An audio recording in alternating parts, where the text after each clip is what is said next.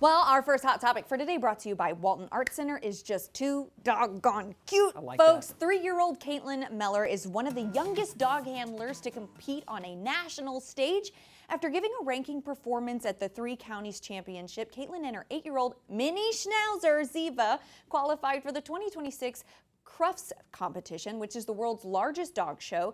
Caitlin is incredibly confident and really advanced, according to her mom, Lydia. She also spoke about the special bond between Caitlin and her dog, saying, quote, Ziva just worships her. Ooh. Listen, guys, I'm just going to say. Do you know a dog that worships me? You? And Yeah. it's a mini schnauzer, okay? I'm so tickled by this. I saw the headline, which was 3-year-old dog handler, and then saw that she had a mini schnauzer. Yeah. And I was like, oh, gotta tell that story. 100%. So she's competing in the Crufts competition, With right? people who are like 40 years older Way than to her. go. I love yes, that. Yes, and What look at her confidence. little outfit. She's so Amazing. cute. Oh, yes. I love it.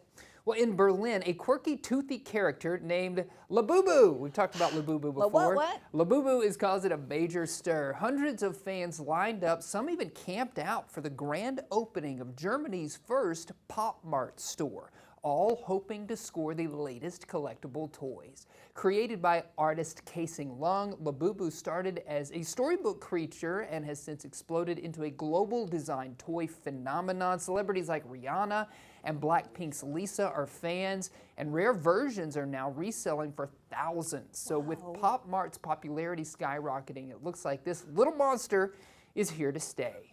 His What do you think? overalls. I know. People love to put these things on their backpacks, is what I've seen, or their travel bags. I saw them at the mall the other day, and I counted the teeth. They're real, but they're not the collectible ones. They're just like the regular kind.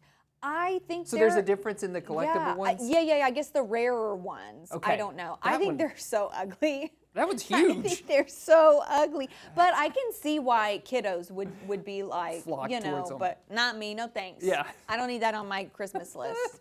Okay, good Well, this to is know. interesting. So a new study suggests that children, especially young girls who receive smartphones before the age of 13, may face worse mental health outcomes later in life. So the study was published on Sunday in the Journal of Human Development and Capabilities. Researchers analyzed data from over 100,000 young adults and found that earlier smartphone ownership was linked to lower self-image, confidence, emotional resilience. Girls were especially impacted, while boys reported feeling less calm and empathetic. Experts recommend delaying smartphone usage until at least 14, but limiting those social media usage and encouraging open conversations about healthy digital habits.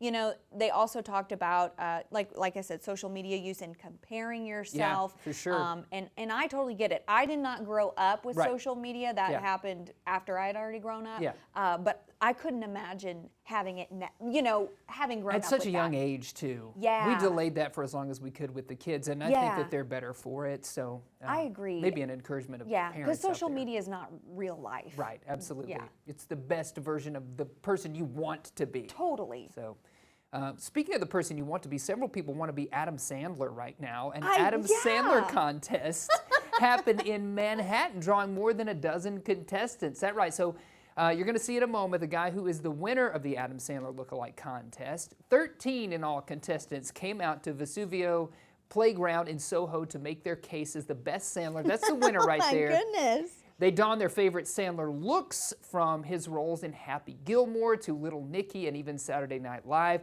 The prize was a mere $50 and a jar of pickles.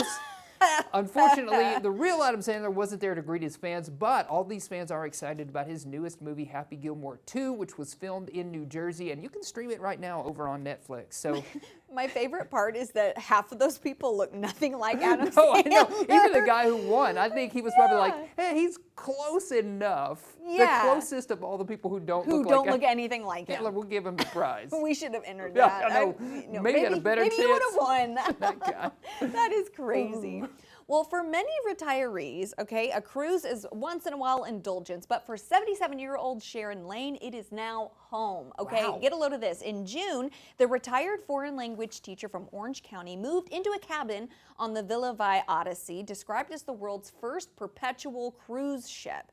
The contract enables her to make the cruise ship her permanent address for the next 15 years.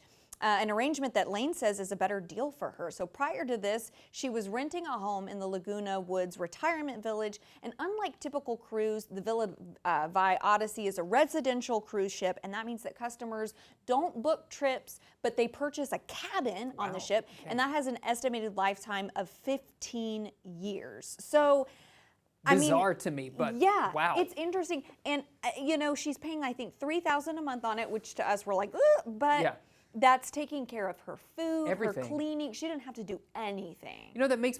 It encourages me to go look at our budget and figure out if I was to put everything, where would that fall? Around $3,000. My, mortgage, grocery shopping, out even to lawn eat, care, pest entertainment, control. all of it, right?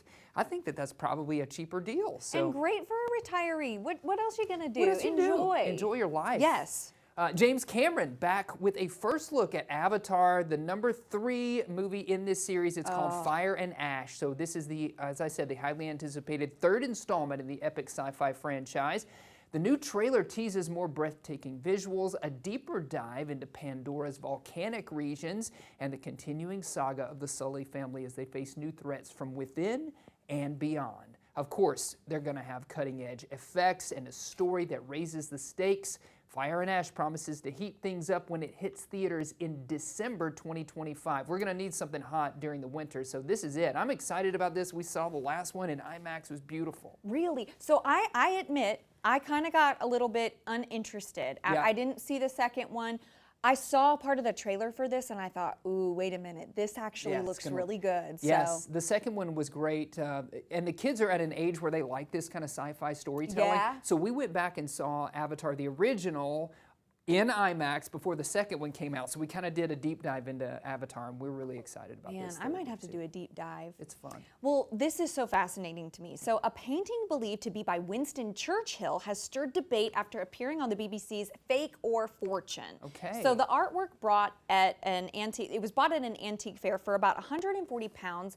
It features Churchill's wife Clementine in a rose garden. Experts say that the style and backstory strongly suggest that it's authentic, but without definitive proof, nobody will officially declare it genuine. But if it is authenticated, get this, the painting could be worth up to 600,000 pounds. Wow. But for now, the owner remains in limbo, holding on to what might be a lost Churchill masterpiece.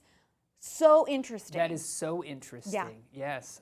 Well, let's turn to another maybe masterpiece. I don't know, depending on what your NBA knowledge is. Oh, yes. So I know you're right on board. Yeah. Luka Doncic turning heads this offseason, and not just for his skills on the court.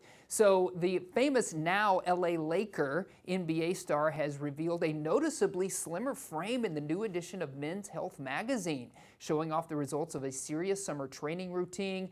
He's cut out sugar and gluten, focused on cardio and weights, and the results are hard to miss. Fans are calling it Luka 2.0, and some are already predicting a major comeback season with Euro basketball around the corner and a new NBA chapter ahead. Doncic looks ready to dominate, leaner, faster, and more focused than ever. He's been the subject of a lot of speculation since he moved from the Mavericks over to LA. People questioning his conditioning, and he's like, I see you, and I hear you, and check this out. Dang. Slimming down, ready Good to for win a you, championship. But you won't catch me cutting out gluten. Can't do it. Not doing it. Can't Not make it doing it. happen. Man, let's